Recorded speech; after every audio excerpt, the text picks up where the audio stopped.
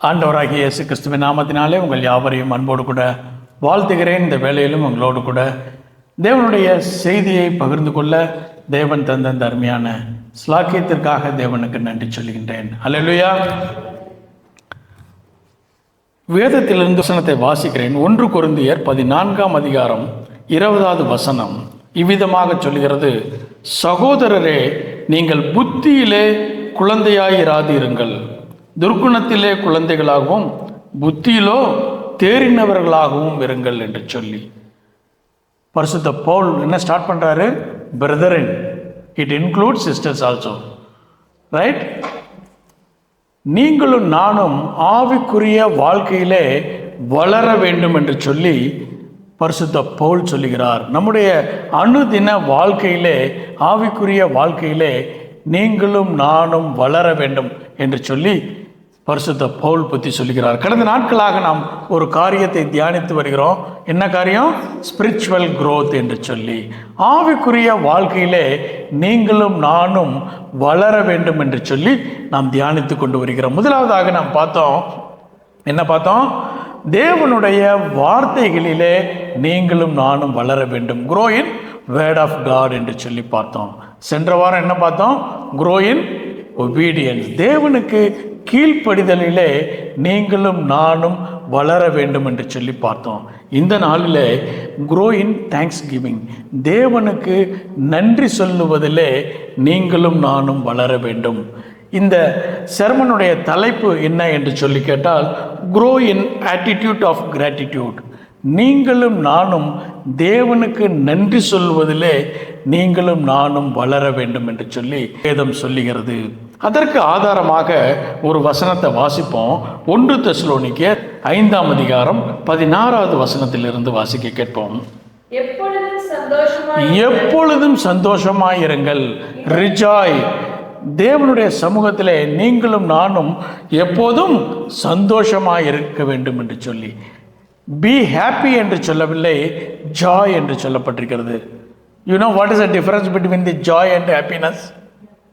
If something good happened to us, then we will be happy, right? இது external influence. But Joy என்பது that is not a external influence. உள்ளத்தில் இருந்து நமக்கு வருவது. ஒருவேளை நல்ல காரியம் நடந்தாலும் சரி அல்லது நடக்காவிட்டாலும் சரி, நாம் எப்போதும் தேவனுக்குள்ளாக நீங்களும் நானும் மன மகிழ்ச்சியாக இருக்க வேண்டும் என்று சொல்லி முதலாவது சொல்றார். இரண்டாவதாக ப்ரே வித்தவுட் ஃபெயில் என்று சொல்லி நீங்களும் நானும் எப்போதும் ஜெபம் செய்ய வேண்டும் என்று சொல்லி மூன்றாவதாக சொல்லுகிறார், எல்லாவற்றிலும் ஸ்தோத்திரம் செலுத்துங்கள். ஸ்தோத்திரம்னா என்ன அர்த்தம்? தேங்க்ஸ். நம்ம நினச்சிக்கிறோம் நமஸ்கார் அப்படின்னு, இல்லை. ஸ்தோத்திரம்னா என்ன? நன்றி சொல்ல வேண்டும். எல்லாவற்றிலும் நீங்களும் நானும் தேவனுக்கு நன்றி சொல்ல வேண்டும். தொடர்ந்து வாசிப்போம். அப்படி செய்வதே கிறிஸ்து இயேசுவுக்குள் உங்களை குறித்து தேவனுடைய சித்தம் என்ன என்று சொன்னால், உங்களுக்கும் எனக்கும் ஆண்டவராகிய இயேசு கிறிஸ்துவுக்குள் எப்பொழுதும் தேவனுக்கு நன்றி செலுத்துவர்களாக இருக்க வேண்டும். அதுதான் உங்களுடைய என்னுடைய சித்தம். தேவன் நம் மீது வைத்திருக்கக்கூடிய சித்தமாக இருக்கிறது. என்ன செய்ய வேண்டும்? எல்லாவற்றிலும் ஸ்தோத்திரம் செய்ய வேண்டும், நன்றி செலுத்த வேண்டும். இன் எவ்ரிதிங் கிவ் தேங்க்ஸ். வாய்களை திறந்து ஒரு தடவை சொல்லுவோமா? இன் எவ்ரிதிங். குட் திங்ல மட்டும் இல்லை, இன் எவ்ரிதிங் என்ன செய்யணும்? வி தேங்க் காட் என்று சொல்லி. அதுதான் தாவீது தன் எழுதிய சங்கீதம் 34:1வது வசனத்தை வாசிப்போம். கர்த்தரை எக்காலத்திலும் நன்றி செலுத்துவேன். இப்ப மட்டும் இல்லை, நல்ல காரியம் நடந்தால் மாத்திரமல்ல, எக்காலத்திலும் நான் நன்றி சொல்லுவேன். தொடர்ந்து வாசிப்போம். அவருடைய துதி, கர்த்தருடைய துதி எப்பொழுதும் என் வாயில் இருக்கும் என்று சொல்லி, in everything at all the time நீங்களும் நானும் என்ன செய்ய வேண்டும்? தேவனை நன்றி செலுத்த வேண்டும் என்று சொல்லி. அதுதான் உங்களுக்கும் எனக்கும் தேவன் கிறிஸ்துவுக்குள்ளாக தேவன் வைத்திருக்கக்கூடிய சித்தமாக இருக்கிறது. God doesn't expect thanksgiving offering from you and me. நீங்களும் நானும் தேவனுடைய சமூகத்தில் தேங்க்ஸ் கிவிங் ஆஃபரை கொடுக்க வேண்டும் என்று சொல்லி தேவன் ஒருபோதும் விரும்புவதில்லை. மாறாக God expect us to live a life of thanksgiving. நீங்களும் நானும் நன்றியுள்ள உணர்வோடு கூட நீங்களும் நானும் வாழ வேண்டும் என்று சொல்லி தேவன் விரும்புகிறார். ஆதி ஆகமத்திலிருந்து வெளிப்படுத்துதல் வரையிலே அநேக மனிதர்கள் தேவனுக்கு நன்றி சொல்லியிருக்கிறார்கள். பல்வேறு சந்தர்ப்பங்களிலே, பல்வேறு சூழ்நிலைகளிலே, பல்வேறு விதமாக தேவனுக்கு அவர்கள் என்ன செஞ்சிருக்காங்க? தேங்க்ஸ் சொல்லியிருக்காங்க, தேங்க்ஸ் ஆஃபரிங் பண்ணியிருக்காங்க. எல்லோரும் தேவனுக்கு நன்றி செலுத்தியிருக்கிறார்கள். அதிலிருந்து 4 ஸ்டேஜ், 4 லெவல் ஆஃப் தேங்க்ஸ் கிவிங்கை இந்த நாளில் உங்களோடு கூட நான் செய்தியாக பகிர்ந்து கொள்ள நான் வாஞ்சிக்கின்றேன். முதலாவதாக தேங்க்ஸ் கிவிங் ஆஃப்டர் ரிசீவிங் தி பிளெஸ்ஸிங். சில ஆசீர்வாதங்களை தேவனுடைய கரத்திலிருந்து பெற்ற உடனே நம்ம என்ன செய்கிறோம்? தேவனுக்கு நன்றி சொல்லுகின்றோம். தேவனுக்கு நன்றி சொல்லுகிறோம். அது மாத்திரமல்ல, பல நேரங்களில் நீங்களும் நானும் என்ன செய்கிறோம்? தேவனிடத்தில் ஜெபிக்கிறோம். நம்முடைய ஜெபத்தை தேவன் கேட்ட உடனே தேவனுக்கு என்ன செய்கிறோம்? நன்றி சொல்லுகிறோம். when God hears our prayer, நம்ம என்ன செய்கிறோம்? தேங்க்ஸ் கிவிங் பண்ணுகின்றோம். அதை தான் தாவீது தான் எழுதிய சங்கீதம் 103 அதிகாரம் 1-2 வாசிக்க கேட்போம். என் ஆத்துமாவே, என் ஆத்துமாவே கர்த்தரை ஸ்தோத்திரி, கர்த்தருக்கு நன்றி செலுத்து. என் முழு உள்ளமே, என் முழு உள்ளமே அவருடைய பரிசுத்த நாமத்தை ஸ்தோத்திரி, அவருடைய பரிசுத்த நாமத்திற்கு நன்றி செலுத்து. என் ஆத்துமாவே, என் ஆத்துமாவே கர்த்தரை ஸ்தோத்திரி, கர்த்தருக்கே நன்றி செலுத்து. அவர் செய்த சகல உபகாரங்களையும் மறவாதே, சகல உதவிகளையும் மறவாதே. சென்ற வாரம் நம்ம ஒரு விட்னஸ் கேட்டோம் இல்ல, ஆபத்தில் இருந்து தேவன் நம்ம தன்னை காத்தார் என்று சொல்லி. பல நேரங்களில் அப்படிப்பட்ட ஆபத்து நமக்கு நடக்க இருந்தது என்று சொல்லி கூட நமக்கு தெரியாது. அவ்வண்ணமாக தேவன் உங்களையும் என்னையும் காத்து கொண்டிருக்கிறார்.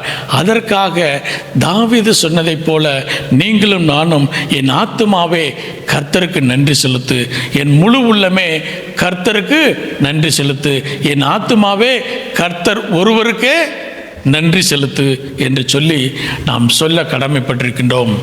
இஸ்ரவேல் மக்களுடைய வாழ்விலே பார்க்கும்போது எகிப்திலே அவர்கள் அடிமைகளாக வாழ்ந்து கொண்டிருந்தார்கள். தேவன் தன்னுடைய பலத்த கரத்தினாலும் ஓங்கிய புயத்தினாலும் அவர்களை எகிப்தின் அடிமைத்தனத்தில் இருந்து விடுவித்து செங்கடல் வழியாக வழி நடத்துகிறார். அவர்களுக்கு முன்னதாக ஒரு செங்கடல் இருந்தது. அதை பார்த்த உடனே அவர்களுக்கு என்ன தோணுச்சு? தங்களுடைய வழியிலே பெரிய செங்கடல், ஒரு தடை இருந்தது என்று சொல்லி. அந்த தடை அவர்களுக்கு தடையாக இல்லை, அது யாருக்கு வச்ச ட்ராப்பு? எகிப்தியரின் சேனைகளுக்கு வைத்த ட்ராப். இதில் தேவன் அவர்களை பாதுகாத்து அவர் என்ன செய்கிறாரு? அவர்களை வழி நடத்துகிறார். எகிப்தின் சேனையை அவர் அந்த செங்கடலிலே அமிழ்த்து அவர்களை அழித்து போடுகிறார். அப்ப மிரியாம் ஒரு அருமையான ஒரு பாடலை பாடுகிறார். அதுதான் யாத்திரையாகமும் 15 அதிகாரம் 1-3 வாசிக்க கேட்போம். அப்பொழுது மோசேயும் இஸ்ரவேல் புத்திரரும் கர்த்தரை புகழ்ந்து பாடின பாட்டு. கர்த்தரை பாடுவேன், கர்த்தரை பாடுவேன், அவர் மகிமையாய் வெற்றி சிறந்தார், குதிரையையும் குதிரை வீரனையும் கடலிலே தள்ளினார். கர்த்தர் என் பலனும், கர்த்தர் என் பலனும், என் கீதமுமானவர், அவர் எனக்கு இரட்சிப்புமானவர், அவர் எனக்கு இரட்சிப்புமானவர், அவரே என் தேவன், அவர் மாத்திரமே எங்களுடைய தேவன், அவருக்கு வாசஸ்தலத்தை ஆயத்தம் பண்ணுவேன், அவரே என் தகப்பனுடைய தேவன், அவரை உயர்த்துவேன். கர்த்தரே யுத்தத்தில் வல்லவர், கர்த்தர் என்பது அவருடைய நாமம், கர்த்தர் என்பது யெகோவா என்பது அவருடைய நாமம் என்று சொல்லி புகழ்ந்து பாடிக்கொண்டே போனார்கள், நன்றி செலுத்தினார்கள். அவர்களுடைய விண்ணப்பத்தை தேவன் கேட்டார். அவர்கள் திரும்பி வரும்போது, அவர்கள் எகிப்திலிருந்து வரும்போது அவர்கள் கனவு காண்கிறவர்களைப் போல இருந்தார்களாம். அதுதான் சங்கீதங்களின் புஸ்தகம் 126 சங்கீதம் 1 வாசிக்க கேட்போம். சீயோனின் சிறையிருப்பை கர்த்தர் திருப்பும் போது, சீயோனின் சிறையிருப்பை கர்த்தர் திருப்பும் போது சொப்பனம் காண்கிறவர்கள் போல் இருந்தோம். சொப்பனம் காண்கிறவர்களைப் போல் இருந்தார்கள். அவர்களால் அது நிஜமா நிஜமில்லையா என்று சொல்லி அவர்களால் உணர முடியாதபடிக்கு கர்த்தர் அவர்களுடைய ஜெபத்தை கேட்டாராம். அவர்கள் எப்படி ஜெபித்தார்களாம்? யாத்திரையாகமம் 2ஆம் அதிகாரம் 24வது வசனத்தை வாசிப்போம். யாத்திரையாகமம் 2ஆம் அதிகாரம் 24வது வசனத்தை வாசிக்க கேட்டோம். தேவன் அவர்கள் பெருமூச்சை கேட்டு, தேவன் இஸ்ரவேல் மக்களுடைய பெருமூச்சை கேட்டு தாம் ஆபிரகாமோடும் ஈசாக்கோடும் யாக்கோபோடும் செய்த உடன்படிக்கையை நினைவு கூர்ந்தார். அவர் செய்த உடன்படிக்கையை, ஆபிரகாமோடும் ஈசாக்கோடும் யாக்கோபோடும் செய்த உடன்படிக்கையை அவர் நினைவு கூர்ந்தார். அவங்க ஜெபிக்க கூட இல்லை, என்ன செஞ்சாங்க? பெருமூச்சு விட்டார்கள். அந்த உள்ளத்திலே இருக்கக்கூடிய அந்த பெருமூச்சை தேவன் கேட்டு அவர்களை விடுவித்தார். அப்பதான் அவங்க என்ன செய்றாங்க? நன்றி செலுத்துகிறார்கள். நம்முடைய வாழ்க்கையிலும் அநேக நன்மைகளை தேவனுடைய கரத்திலிருந்து பெற்றுக்கிறோம். அப்போ நீங்களும் நானும் தேவனுக்கு நன்றி செலுத்துவர்களாக இருக்கிறோம். ஆனால் வேதத்தில் ஒரு சம்பவத்தை படிக்க போகிறோம். அவர்கள் எப்படி நன்றி செலுத்தினார்கள் என்று சொல்லி லூக்கா எழுதிய சுவிசேஷம் 17ஆம் அதிகாரம் 11வது வசனத்திலிருந்து வாசிக்க கேட்போம். லூக்கா எழுதிய சுவிசேஷம் 17ஆம் அதிகாரம் 11வது வசனத்திலிருந்து வாசிப்போம். பின்பு அவர் எருசலேமுக்கு பின்பு இயேசு எருசலேமிலிருந்து பிரயாணம் பண்ணுகையில் அவர் சமாரியா கலிலியா என்னும் நாடுகளின் வழியாக நடந்து போனார். அந்த மேப்பை பார்ப்போம். ஆண்டவராகிய இயேசு கிறிஸ்து கலிலேயாவிலிருந்து எருசலேமுக்கு பிரயாணம் பட்டு வருகிற வழியிலே அதை எதை கடந்து வருகிறார்? சமாரியாவை கடந்து வருகிறார். பொதுவாக யூதர்கள் கலிலேயாவிலிருந்து எருசலேமுக்கு வரும்போது சமாரியா வழியாக வராமல் அது ஒரே நாளில் அவர்கள் கடந்து வர முடியும். ஆனாலும் 3 நாள் பிரயாணப்பட்டு அவர்கள் சுற்றி வருவார்கள். ஏனென்று சொன்னால் இந்த சமாரியாவிலே அவர்கள் பிரயாணம் செய்வதை அவர்கள் விரும்புவதில்லை. ஆனால் ஆண்டவராகிய இயேசு கிறிஸ்து அந்த சமாரியா வழியிலே வரும்போது கலிலேயாவுக்கும் சமாரியாவுக்கும் இடையிலே என்ன இருந்துச்சு? ஒரு நோ மேன் லேண்ட் இருந்துச்சு. அங்கே 10 குஷ்டரோகிகள் இருந்தார்கள். பொதுவாக கலிலேயரும் இந்த சமாரியரும் என்ன செய்ய மாட்டாங்க? கலக்க மாட்டாங்க, பேச மாட்டாங்க. ஆனால் குஷ்டரோகம் வந்தவுடனே என்ன செஞ்சிச்சு? 2 பேரும் சேர்ந்துட்டாங்க. ஏன்னா அவர்களால் கலிலேயாவுக்கும் போக முடியாது, சமாரியாவுக்கும் வர முடியாத காரணத்தினாலே அந்த நோ மேன் லேண்டில் எத்தனை குஷ்டரோகிகள் இருந்தாங்க? 10 குஷ்டரோகிகள் இருந்தார்கள். தொடர்ந்து வாசிப்போம். அவர் ஒரு கிராமத்தில் பிரவேசித்த போது குஷ்டரோகம் உள்ள மனுஷர் 10 பேர் அவருக்கு எதிராக வந்து தூரத்திலே நின்று, இயேசு ஐயரே, எங்களுக்கு இறங்கும் என்று சத்தமிட்டார்கள். அவர்களுடைய விண்ணப்பம் என்ன என்று சொன்னால், இயேசுவே எங்களை சுஸ்தமாக்கும், எங்களை ரட்சியும் என்று சொல்லி தேவனிடத்திலே, இயேசுவினிடத்திலே அவர்கள் மன்றாடினார்கள். தொடர்ந்து வாசிப்போம். அவர்களை அவர் பார்த்து, நீங்கள் போய் ஆசாரியர்களுக்கு உங்களை காண்பியுங்கள் என்றார். அந்தபடி பொதுவாக ஆசாரியர்களிடத்தில் எப்போ காட்ட வேண்டும் என்று சொன்னால், சுகம் பற்ற பின்பு அவர்கள் நல்லா என்ஷூர் பண்ணிட்டாங்க, இப்போ எனக்கு குஷ்டரோகம் இல்லை என்று சொல்லி அறிந்த பின்பு அவர்கள் பிரயாணப்பட்டு எருசலேமிலே போய் ஆசாரியன் இடத்துல காட்ட வேண்டும். அதற்கு முன்னதாக காட்ட முற்படுவோமே ஆனால் அந்த வழியிலே இருக்கக்கூடிய மக்கள் என்ன செய்வாங்க? தீட்டு தீட்டு என்று சொல்லி கற்களை எறிந்து இவர்களை கொண்டு போடுவார்கள். ஆனாலும் இவர்கள் தேவன் இயேசு சொன்னதை நம்பி அவர்கள் என்ன செஞ்சாங்க? தொடர்ந்து வாசிப்போம். அவர்களில் ஒருவன் தான் ஆரோக்கியமானதை கண்டு அந்தபடியே அவர்கள் போகையில் சுஸ்தமானார்கள். அவர்களை அவர் பார்த்து, நீங்கள் போய் அந்தபடி அவர்கள் போகையில் சுஸ்தமானார்கள். அவர்களில் ஒருவன் தான் ஆரோக்கியமானதை கண்டு திரும்பி வந்து உரத்த சத்தத்தோட தேவனை மகிமைப்படுத்தி அவருடைய பாதத்தருகே முகங்குப்புற விழுந்து அவருக்கு ஸ்தோத்திரம் செலுத்தினான். அவருக்கு நன்றி செலுத்தினான். அவன் சமாரியனாய் இருந்தான். ஒரு சமாரியன் மாத்திரம் தேவனுடைய சமூகத்தில் வந்து என்ன செய்றான்? நன்றி சொல்லுகிறான். மற்ற 9 பேரும் கீழ்ப்படிந்தார்கள், விசுவாசித்தார்கள். ஆனால் அவர்கள் என்ன செய்யல? நன்றி செலுத்தவில்லை. 10 பேருக்கும் என்ன நடந்துச்சு? ஹீலிங் கிடைச்சிச்சு. அடுத்த ஒரு ஸ்லைட் பார்ப்போம். இவர்கள் இந்த 10 பேரும் என்ன செஞ்சாங்க? சென்ற வாரம் பார்த்ததை போல காரியத்திற்கு, ஆண்டவராகிய இயேசு கிறிஸ்து சொன்ன காரியத்திற்கு கீழ்ப்படிந்தார்கள், கேட்டார்கள், விசுவாசத்தோடு கூட கடந்து சென்றார்கள். ஆனால் ஒரே ஒரு சமாரியன் மாத்திரம் ஆண்டவராகிய இயேசு கிறிஸ்துவினிடத்தில் வந்து நன்றி செலுத்தினான். தொடர்ந்து வாசிப்போம் அந்த வசனத்தை, 18 வாசிப்போம். தேவனை மகிமைப்படுத்துகிறதற்கு இந்த அந்நியனே ஒழிய மற்றொருவரும் திரும்பி வர காணோமே என்று சொல்லி ஆண்டவராகிய இயேசு கிறிஸ்து சொல்றாரு, சொஸ்தமானவர்கள் 10 பேர் அல்லவா, மற்ற 9 பேர் எங்கே? தேவனை மகிமைப்படுத்துவதற்கு, நன்றி செலுத்துவதற்கு இந்த சமாரியனை தவிர மற்றவர்கள் எங்கே என்று சொல்லி அவனை நோக்கி, அந்த சமாரியனை நோக்கி, நீ எழுந்து போ, நீ எழுந்து போ, விசுவாசம் உன்னை ரட்சித்தது, உன் விசுவாசம் உன்னை ரட்சித்தது. இந்த 9 பேருக்கு எருசலேமில் இருந்த ஆசாரியனாக இருந்தான். ஆனா இந்த சமாரியனுக்கு ஆசாரியனா இருந்தது யாரு?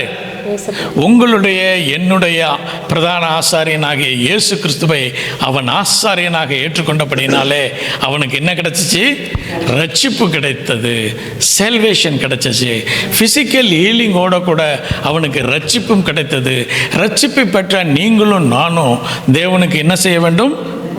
நன்றி செலுத்த வேண்டும். அததான் 2 கொரிந்தியர் 9:15 சொல்லுகிறது. 2 கொரிந்தியர் 9:15 சொல்லுகிறது, தேவன் அருளிய சொல்ல முடியாத ஈவுக்காக, அவருக்கு ஈவுகள் அல்ல, கிஃப்ட்ஸ் அல்ல.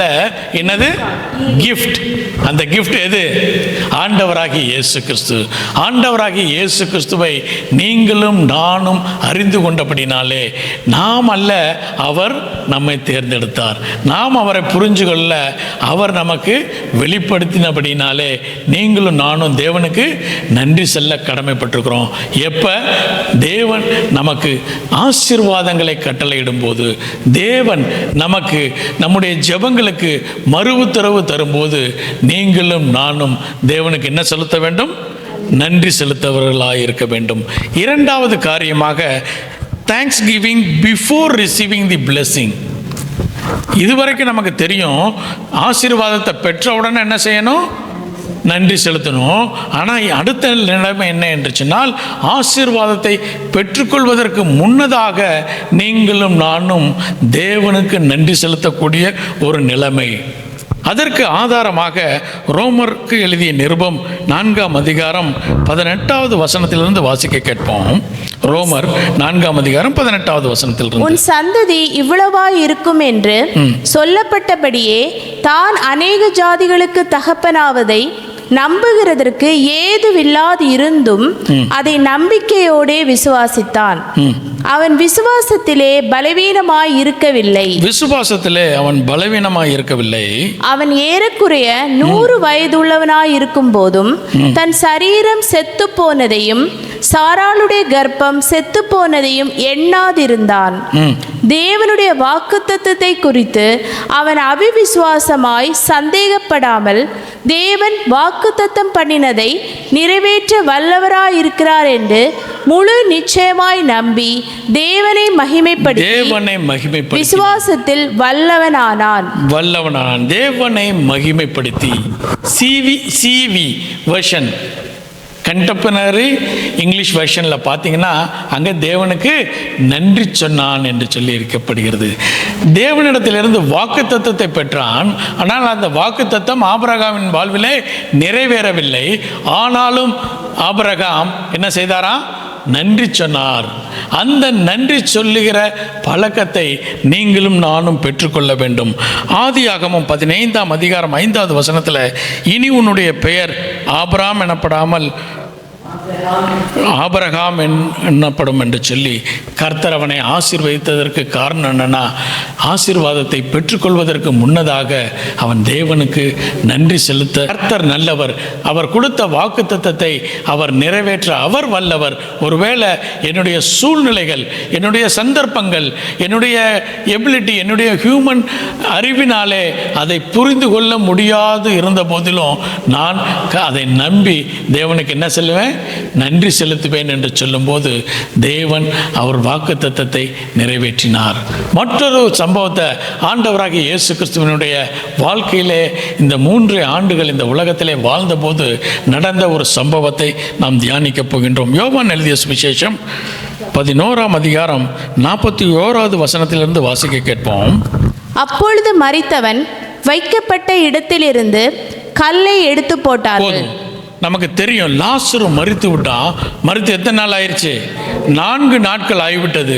ஆண்டவராகிய இயேசு கிறிஸ்து அந்த கல்லறையின் அருகிலே வந்தபோது மார்த்தாலும் மரியாலும் வருகிறார்கள். அப்போது ஆண்டவராகிய இயேசு கிறிஸ்து இருவரோடு கூட உரையாடி விட்டு அவர் சொல்றாரு, இந்த கல்லை எடுத்து போடுங்கள் என்று சொல்லி. கல்லை அவர்கள் எடுத்து போட்ட உடனே இயேசு என்ன செய்தார்? வாசிப்போம். இயேசு தம்முடைய கண்களை ஏறெடுத்து பிதாவே நீர் எனக்கு செவி கொடுத்தபடியினாலே உம்மை ஸ்தோத்திரிக்கிறேன், உமக்கு நன்றி செலுத்துவேன் என்று சொல்கிறார். இப்ப யாரும் வெளியில வரல, லாசரு வரல, லாசரு உயிரோடு கூட வரல. என்னதான் நடந்திருக்கு? கல் மட்டும்தான் பேர்ந்திருக்கு. லாசரு இன்னும் மரணத்திலே கல்லறைக்குள்ளாக இருக்கின்றான். ஆண்டவராகிய இயேசு கிறிஸ்து பிதாவை நோக்கி என்ன சொல்றாரு? நன்றி செலுத்துகிறார். அவர் நன்றி செலுத்துகிற போது அப்போது அற்புதம் நடந்தது. உங்களுடைய என்னுடைய வாழ்விலே ஒருவேளை சூழ்நிலைகள் மரித்த சூழ்நிலைகளாக இருக்கலாம். இனிமேல் இது நடக்க முடியாது என்ற சூழ்நிலைகளாக இருக்கலாம். நீங்களும் நானும் விசுவாசத்தோடு கூட நன்றி சொல்லும் போது அந்த காரியங்கள், மரித்த லாசரு எப்படி உயிரோடு கூட எழுந்தானோ அதே போல மரித்த சூழ்நிலைகள் மாறி உங்களுடைய என்னுடைய சூழ்நிலைகளிலே கர்த்தர் பெரிய அற்புதத்தை செய்ய முடியும். அதற்கு காரணம் என்னன்னா, நீங்களும் நானும் அந்த சூழ்நிலையை பார்க்காமல், அந்த காரியங்களை குறித்து, அந்த பிரச்சனையை குறித்து நீங்கள் மேன்மை பாராட்டாமல் கர்த்தரை மேன்மைப்படுத்தி கர்த்தருக்கு நீங்கள் நன்றி செலுத்தும் போது கர்த்தர் நிச்சயமாய் அற்புதத்தை செய்வார். 2 ஸ்டேஜ் பார்த்தோம். முதல் ஸ்டேஜ் என்னது?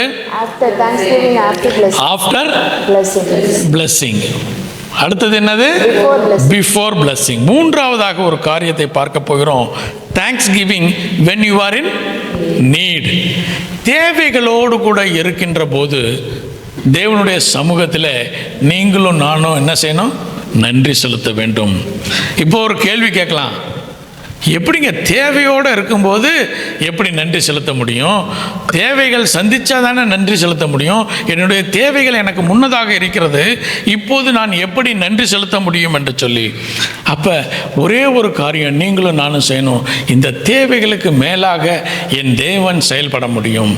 இந்த காரியங்களுக்கு மேலாக தேவன் என்னுடைய வாழ்விலே வல்லவராகவும் நல்லவராகவும் இருக்கிறார் என்று சொல்லி நீங்களும் நானும் விசுவாசிக்கின்ற போது அந்த காரியங்கள் நிச்சயமாய் மாறும். ஆண்டவராகிய இயேசு கிறிஸ்து இந்த உலகத்தில் இருந்தபோது மிகப்பெரிய ஒரு காரியத்தை செஞ்சாராம். என்ன காரியம்? பெரிய மிராக்கிள் என்னன்னு சொன்னால் நம்ம முதல்ல என்ன சொல்லுவோம்? 5 அப்பமும் 2 மீனும். இல்லை, 5 அப்பத்தையும் 2 மீனையும் தான் 5000 பேர் கொடுத்தாரு. அதுதானே பெருமையாக பேசுவோம். ஒரு வசனத்தை வாசிப்போம். யோவான் 6ஆம் அதிகாரம் 14வது வசனத்தை வாசிப்போம். இயேசு செய்த அற்புதங்களை அந்த ஜனங்கள் கண்டு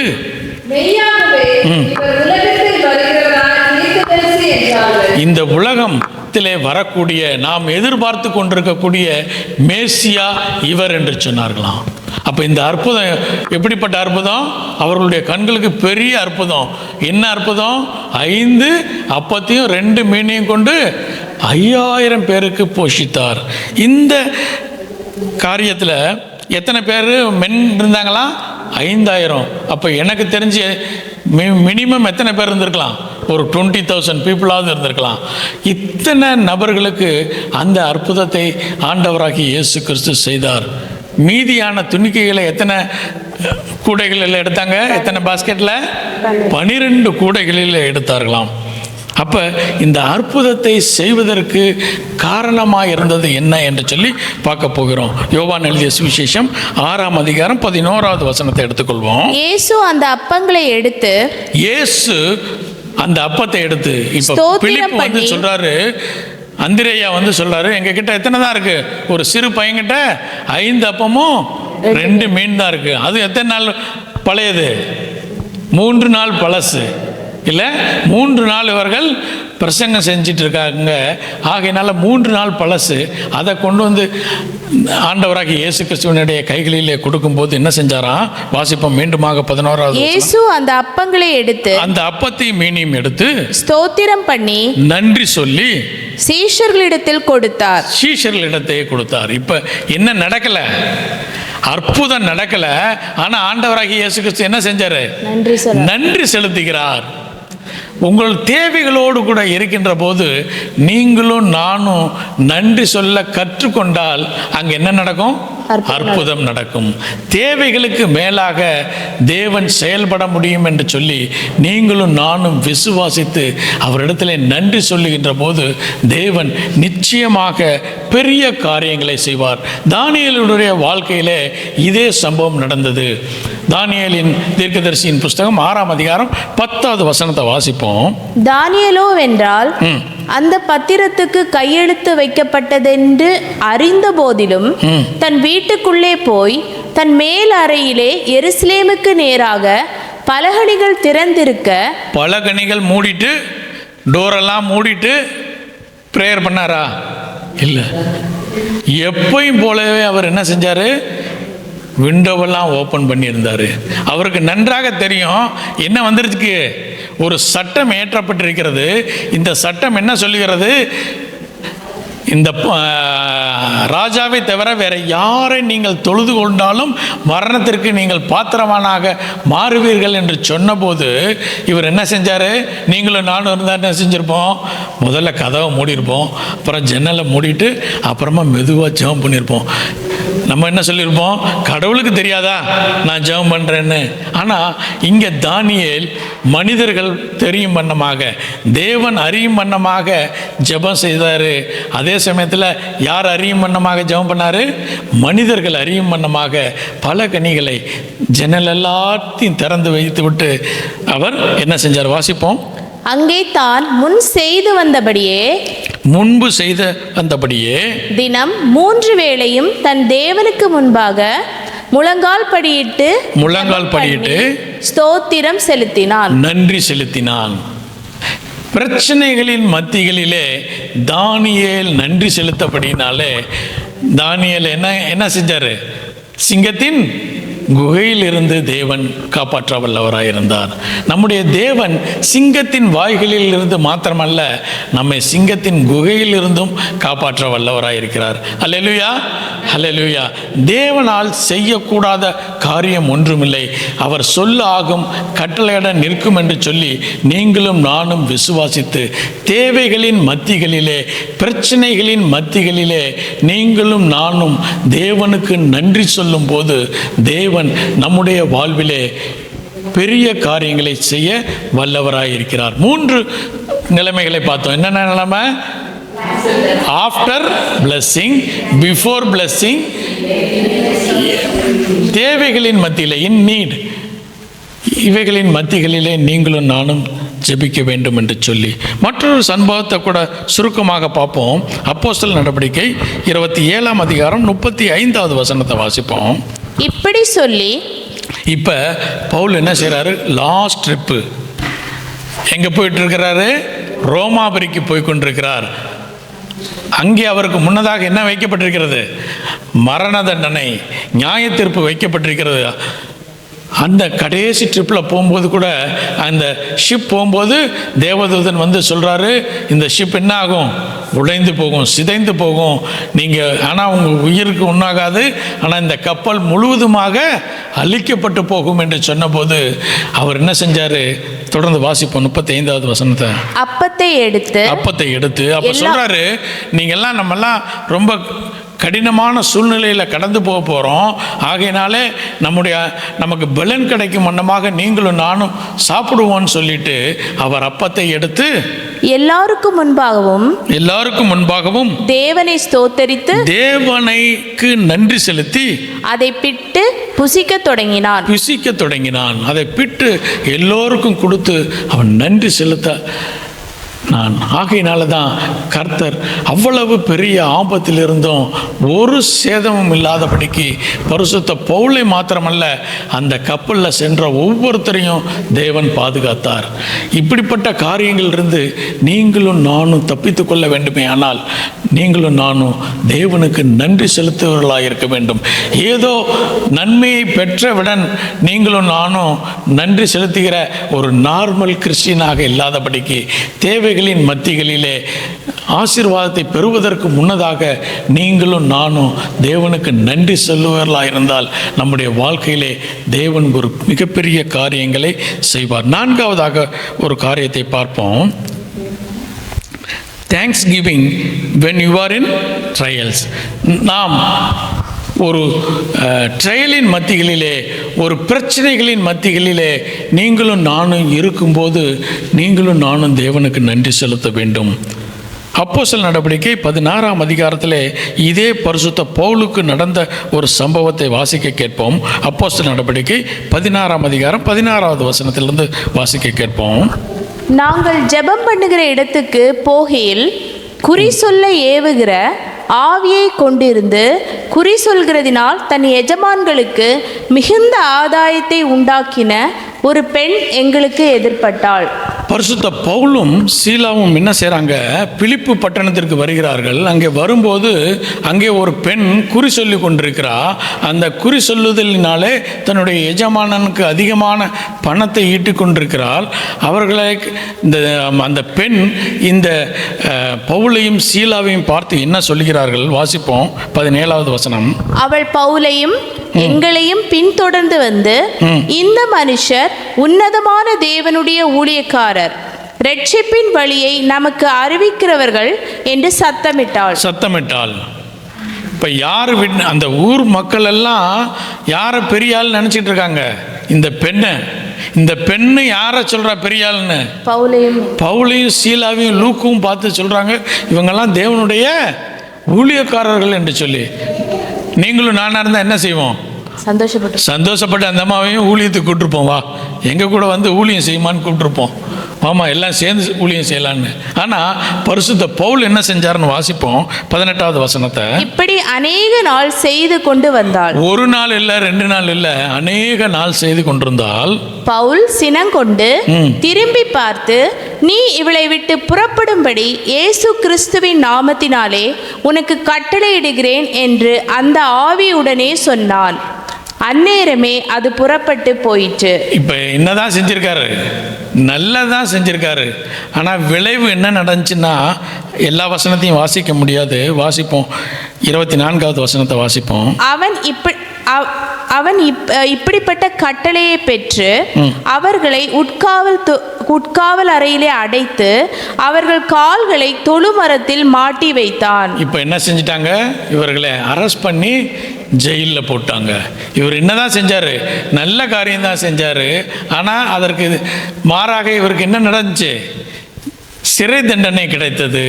அந்த சூழ்நிலையில என்ன செஞ்சாங்களாம்? 25வது வசனத்தை வாசிப்போம். நடுராத்திரியிலே பவுலும் சீலாவும் ஜெபம் பண்ணி தேவனை துதித்து பாடினார்கள். தேவனுக்கு நன்றி சொல்லி துதித்து பாடிக்கொண்டிருந்தார்கள்.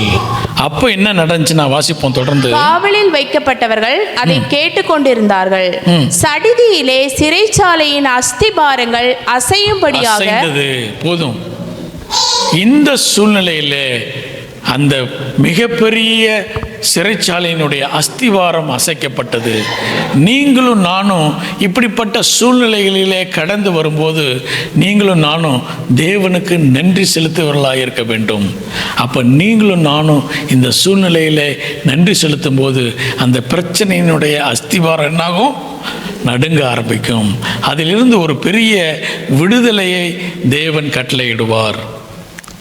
ஆண்டவராகிய இயேசு கிறிஸ்துவும் இதே போல ஒரு சம்பவத்தில் லூக்கா எழுதிய சுவிசேஷம் 22ஆம் அதிகாரம் 19வது வசனத்தில் எல்லாத்தையும் தியானிக்க நேரம் இல்லை. கடைசி மரணம், சிலுவை அவர்களுக்கு முன்னாக வைத்திருந்த போது அவர் செய்த காரியத்தை பார்ப்போம். 19வது வசனத்தை மாத்திரம் வாசிப்போம். பின்பு அவர் அப்பத்தை எடுத்து பின்பு இயேசு அப்பத்தை எடுத்து ஸ்தோத்திரம் பண்ணி நன்றி செலுத்தி அதை பிட்டு அவர்களுக்கு கொடுத்தார். இது இப்ப என்ன சூழ்நிலை? சிலுவை அவருக்கு முன்னதாக இருக்கிறது. ஒரு சில மணி நேரங்களிலே அவர் அரெஸ்ட் பண்ண போறாங்க. அவர் சிலுவைக்கு செல்லுவதற்கு முன்னதாக அவர் என்ன செய்றாரு? நன்றி செலுத்தினார். நன்றி செலுத்தும் போது அவர் இந்த சூழ்நிலைகளின் மத்தியிலும் கர்த்தர் பிதாவுக்கு நன்றி செலுத்துகிறார். நீங்களும் நானும் இப்படிப்பட்ட ஒரு ஆவிக்குரிய நிலைமையிலே நீங்களும் நானும் வளர வேண்டும் என்று சொல்லி தேவன் விரும்புகிறார். ஒரே ஒரு காரியத்தை மாத்திரம் பார்ப்போம். யாக்கோபு 5ஆம் அதிகாரம் 11வது வசனத்தை வாசிப்போம். இதோ பொறுமையா இருக்கிறவர்களை பாக்கியவான்கள் என்கிறோமே, யோபின் பொறுமையை குறித்து கேள்விப்பட்டிருக்கிறீர்கள், கர்த்தருடைய செயலின் முடிவையும் கண்டிருக்கிறீர்கள். கர்த்தர் மிகுந்த உருக்கமும் இரக்கமும் உள்ளவராய். யோபுவின் வாழ்க்கையை பார்ப்போம். யோபுவின் வாழ்க்கையிலே இப்படிப்பட்ட ஒரு சூழ்நிலை வந்தது. யோபு எப்போ வாழ்ந்தார்னா, ஒருவேளை வேத வல்லுநர்கள் சொல்லுகிறார்கள் ஆபிரகாமுக்கு முன்னதாக வாழ்ந்தவன் என்று சொல்லி. இந்த யோபு புஸ்தகம் ஒரு முக்கியமான ஒரு புஸ்தகம். இதை பெரும்பாலும் நம்ம படிக்கவே மாட்டோம் இல்லை. ஆனால் இந்த யோபுவின் புஸ்தகத்தில் மிகப்பெரிய காரியங்கள் எல்லாமே எழுதப்பட்டிருக்கிறது. ஒருவேளை எல்லா புஸ்தகங்களுக்கு முன்னதாக இந்த சம்பவங்கள், இஸ்ரவேல் மக்களுடைய சம்பவங்களை நாம் படிப்பதற்கு முன்னதாக இந்த யோபு வாழ்ந்திருக்க முடியும். இந்த யோபுவின் புஸ்தகத்தில் அநேக விதமான சயின்டிஃபிக் ட்ரூத் அதிலே சொல்லப்பட்டிருக்கிறது. பூமி தொங்கிக் கொண்டிருக்கிறது என்று சொல்லி இந்த புஸ்தகத்தில் எழுதப்பட்டிருக்கிறது. அது மாத்திரம் இல்லை, வாட்டர் ரீசைக்கிள் பண்ணப்படுகிறது, எவாப்ரேஷன், கண்டென்சேஷன், இவைகள் எல்லாம் இந்த இன்ஜினியரிங் ட்ரூத் நாம் கண்டுபிடிப்பதற்கு முன்னதாக, பல 100 ஆண்டுகளுக்கு முன்னதாக, 1000 2000 ஆண்டுகளுக்கு முன்னதாக இந்த யோபுவின் புஸ்தகத்தில் எழுதப்பட்டிருக்கிறது. அது மாத்திரம் இல்லை, ஏருக்கு வெயிட் இருக்கிறது என்று சொல்லப்பட்டிருக்கிறது, பூமி சுழன்று கொண்டிருக்கிறது, பூமி தட்டையாக இருக்கிறது என்று சொல்லப்பட்டிருக்கிறது, ஹைட்ரோலாஜிக் பவர் ஆஃப் மவுண்டன், இதை குறித்து இந்த யோபுவின் புஸ்தகத்தில் எழுதப்பட்டிருக்கிறது. அப்படி இந்த புஸ்தகம் மிக முக்கியமான ஒரு புஸ்தகம். அதிலிருந்து முதலாவது வசனத்தை வாசிப்போம். யோபுவின் புஸ்தகம் 1ஆம் அதிகாரம் 1வது வசனம். ஊஸ் தேசத்திலே ஆபிரகாம் எந்த ஊர்ல வாழ்ந்தாரு? ஊர். இவர் எந்த ஊர்ல வாழ்ந்தாரு? ஊஸ். ஒரே ஒரு லெட்டர் தான் வித்தியாசம். ஊத்ஸ் தேசத்திலே யோபு என்னும் பெயர் கொண்ட ஒரு மனுஷன் இருந்தான். அந்த மனுஷன் உத்தமனும் சன்மார்க்கனும் தேவனுக்கு பயந்து பொல்லாப்புக்கு விலகிறவனுமாயிருந்தான். அவன் எப்படி இருந்தானா? உத்தமனும் சன்மார்க்கனும் தேவனுக்கு பயந்தவனும் பொல்லாப்புக்கு விலகுகிறவருமாக இருந்தார். 4 காரியங்களை தேவன் சொல்றாரு. யோபுவை குறித்து தேவன் சொல்லுகிற 4 சாட்சிகள் என்னென்னது? Perfect, upright, God fearing person, away from the evil. இந்த 4 காரியங்கள் அவனுக்கு இருந்தது. ஏதோ நல்ல மனிதர்களுக்கு, கெட்ட மனிதர்களுக்கு கெட்ட காரியங்கள் நடந்தால் நம்ம ஒத்துக்க முடியும். ஆனால் இந்த மனிதன் எப்படிப்பட்டவனா? நல்ல மனிதன். அவனுக்கு நடந்த காரியங்கள் அதை குறித்து சொல்லும்போது 8வது வசனத்தை வாசிப்போம். கர்த்தர் சாத்தானை நோக்கி, என் தாசனாகிய யோபின் மேல் கவனம் வைத்தாயோ? உத்தமனும் சன்மார்க்கனும் தேவனுக்கு பயந்து பொல்லாப்புக்கு விலகிறவனுமாகிய அவனைப் போல பூமி ஒருவனும் இல்லை என்றார். ஆண்டவர் கர்த்தர் சொல்றாரு, இவன் யாரு? மை சர்வன்ட், என்னுடைய ஊழியக்காரன், என்னுடைய ஊழியக்காரன், மை சர்வன்ட். நம்ம யார தேவனுடைய ஊழியக்காரன் சொல்லுவோம்?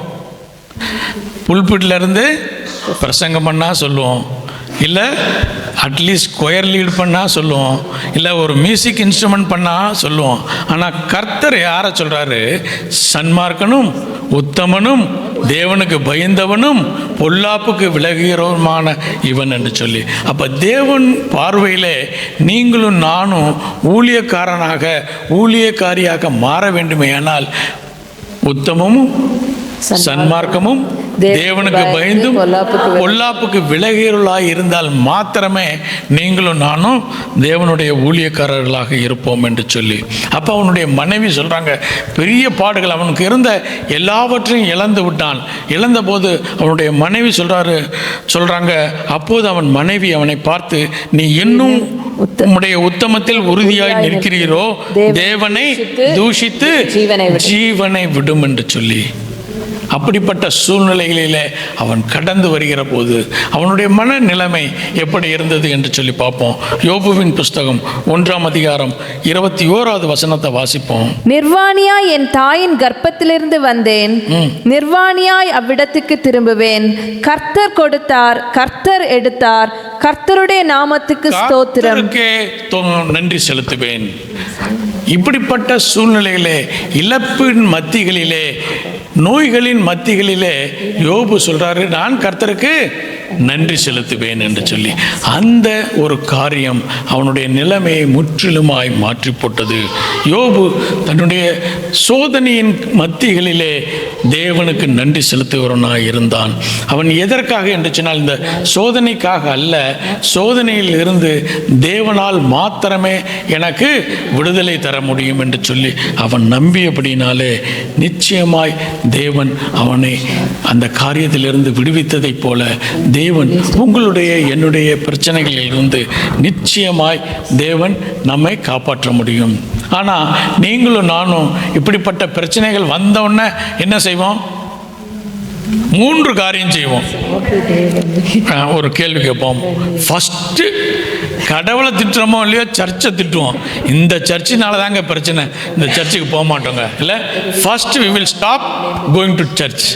பிரச்சனை வந்த உடனே என்ன செய்வோம்?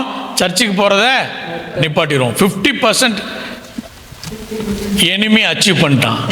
எப்படி தெரியுமா? உங்களை சிங்கிள் அவுட் பண்ணிட்டான். இப்போ சிங்கம் கூட்டமாக வரும், எருதுகள் மேய்ந்து கொண்டிருக்கும். கூட்டமாக போகும்போது மிக வேகமாக வரும். வந்தவுடனே எல்லா எருதுகளும் என்ன செய்யும்? ஒரு பக்கமாக போகும். ஒரே ஒரு எருது மட்டும் என்ன செய்யும்? சிங்கிள் அவுட் ஆகும். பரிசுத்தவான்களின் ஐக்கியத்திலிருந்து நீங்கள் எப்போ பிரிகிறீங்களோ, சிங்கிள் அவுட் ஆன உடனே இந்த சிங்கம் என்ன செய்யணும்? எல்லாத்தையும், இத்தனை எருதுகள் இருக்குது, இதை தானே அட்டாக் பண்ணணும், அதெல்லாம் விட்டுரும். எதை தான் டார்கெட் பண்ணும்? சிங்கிள் அவுட் பண்ண தான் இருக்கும். சத்ருவானவனுக்கு முதல்ல வேணுங்கிறது என்னது? உங்களையும் என்னையும் சிங்கிள் அவுட் பண்ணணும். நீங்களை சிங்கிள் அவுட் பண்ணிட்டேன்னா ஈஸியாக போய் டார்கெட் பண்ணலாம். அப்போ நீங்களும் நானும் என்ன செய்யக்கூடாது? திருச்சபைக்கு வருவதை நிறுத்திவிடக்கூடாது. நம்ம என்ன செய்வோம்? உடனே சர்ச்சுக்கு போகிறத நிப்பாட்டிடுவோம். அப்போ எனிமி எவ்வளோ வின் பண்ணிட்டான்? 50% வின் பண்ணிட்டான். ஏன்னா உங்களை சிங்கிள் அவுட் பண்ணோடனே டார்கெட் முடிஞ்சிருச்சு. ஜஸ்ட் அட்டாக், கில், அவ்வளோதான். அதுக்கு அடுத்து நம்ம என்ன செய்வோம்? பைபிள் படிக்கிறத நிப்பாட்டுவோம். முதல்ல கம்யூனிகேஷன் எப்படி கட் பண்ணுவோம்னா, நம்ம பேசுவோம், அவர் பேசுகிறத என்ன செஞ்சிருவோம்? கட் பண்ணிடுவோம்.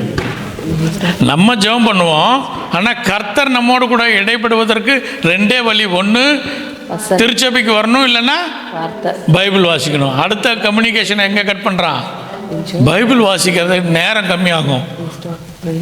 முதல்ல பைபிள் மணிக்கணக்காக படிச்சுட்டு இருப்போம். இப்போ என்ன செய்வோம்? ஒரு அதிகாரத்தில் 2 வசனம். அப்புறம் தங்க வசனம்னு போட்டு ஒரு காலண்டர் இருக்கும். எத்தனை பேர் வீட்டில் இருக்குது தங்க வசனம்? ஒரு வசனத்தை வாசிடுவோம். அந்த வசனத்தில் என்றைக்குமே தப்பாகவே இருக்காது. நீ போவதெல்லாம் வாய்க்கும் இருக்கும். அதை படிச்சுட்டு போயிட வேண்டியது. Communication cut. உங்களுடைய தேவனிடத்திலிருந்து உங்களுக்கு வரக்கூடிய கம்யூனிகேஷனை கட். அப்போ சத்ருவானவன் அனதர் 30% வின் பண்ணிட்டான். ஃபஸ்ட்டு 50% பரிசுத்தவான்களின் ஐக்கியம். நம்மெல்லாம் யாரு? நம்முடைய கிரியினாலே நாம் பரிசுத்தவான் அல்ல, இயேசு கிறிஸ்துவினாலே நீங்களும் நானும் பரிசுத்தவான்களாக இருக்கிறோம். இந்த பரிசுத்தவான்களின் ஐக்கியத்திலிருந்து சிங்கிள் அவுட் பண்ணும்போது 50%ம் தேவனுக்கும் நமக்கும் இருக்கக்கூடிய கம்யூனிகேஷனை கட் பண்ணும்போது ஒரு 30%ம் மிச்சம் எவ்வளோ இருக்குது? 20%. அது எங்கே கை வைப்பான்? அடுத்து ஜெபத்தில் கை வைப்பான். என்ன செய்வோம்? முதல்ல ரொம்ப நேரம் ஜெபம் பண்ணுவோம். அப்புறம் போகும்போது ஆண்டவரே 3 வேளை கொடுப்போம். போகும்போது ஆக்சிடெண்ட்டே ஆகக்கூடாது. டிராஃபிக் போலீஸாக இருங்க. இல்லை எங்கேயுமே ஆக்சிடெண்ட் ஆகக்கூடாது. வண்டி எடுத்துனா திருப்பி ஒரு ஸ்க்ராட்ச் கூட ஆகக்கூடாது, திரும்பி வந்துடணும். இந்த வேலை கொடுப்போம். அப்புறம் என்ன செய்வோம்? வீட்டை பாதுகாத்துக்கொள்ளுங்க, செக்யூரிட்டி கார்டு. தேவனுக்கு கொடுக்கறது செக்யூரிட்டி கார்டு. அடுத்து எனக்கு எந்த பிரச்சனையும் வரக்கூடாது, எனக்கு நீங்கள் டாக்டராக இருங்க. இந்த 3 வேலை மட்டும்தான் கடவுளுக்கு கொடுப்போம். அப்புறம் ஒவ்வொன்றா கட் ஆகிட்டு ஜெபமும் நின்று போயிடும்.